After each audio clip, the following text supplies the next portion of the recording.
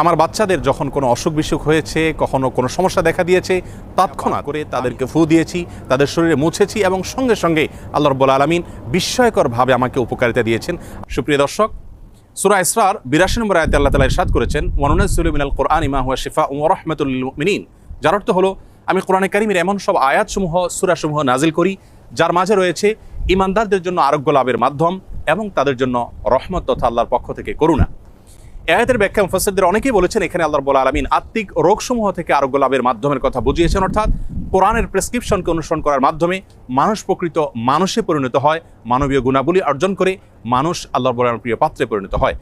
এর ব্যাখ্যা অনেক মুফাসসিররা এও বলেছেন যে এর মাধ্যমে আল্লাহ রাব্বুল আলামিন আত্মিক রোগসমূহ থেকে মুক্তির পাশাপাশি শারীরিক যে রোগসমূহ আছে সেগুলো থেকেও মুক্তির পথ আল্লাহ রাব্বুল আলামিন আমাদেরকে বাতলে দেন।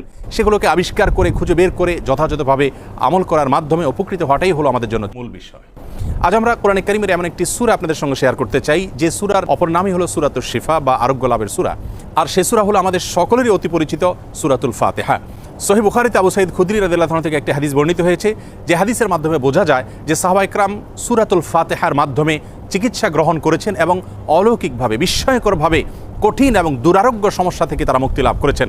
তখন নবী করিম সাল্লাল্লাহু আলাইহি ওয়াসাল্লাম বিষয়টি জানতে পারার পর তাকে বলেছিলেন, ওমা ইউদরিকা আন্নাহা রুকিয়া, তুমি কিভাবে জানলে যে সূরা ফাতিহা এটি রুকিয়া বা সকল রোগ থেকে শেফার একটি মাধ্যম।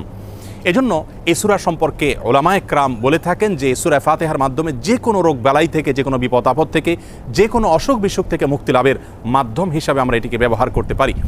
সূরা ফাতিহা এ সম্পর্কে ইমাম ইবনুল কাইয়িম রাহিমাহুল্লাহ তিনি বলেছেন, এই সূরাটিকে বারবার আমি আমল করে দেখেছি। আমার জীবনে যখনই কঠিন কোনো ব্যথায় আমি আক্রান্ত হয়েছি, কাতর হয়েছি, তখনই এই সূরা পাঠ করে ফু দিয়ে সে ব্যথার জায়গাকে মুছেছি। আল্লাহ রাব্বুল আলামিন বিস্ময়করভাবে, অলৌকিকভাবে আমাকে সুস্থতা এবং আরোগ্য দান করেছেন।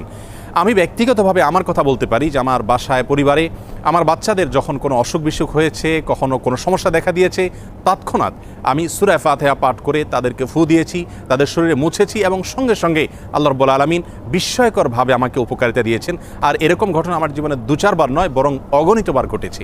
এজন্য সূরা ফাতিহা এটিকে যদি কেউ যথাযথভাবে আমল করতে পারেন, সে আস্থা এবং বিশ্বাস আল্লাহ তাআলার প্রতি থাকে, তাহলে সেক্ষেত্রে অবশ্যই এর মাধ্যমে যে কোনো দুরারোগ্য ব্যাধি থেকে পর্যন্ত আমরা আরোগ্য লাভের মাধ্যম হিসাবে এটিকে ব্যবহার করতে পারি।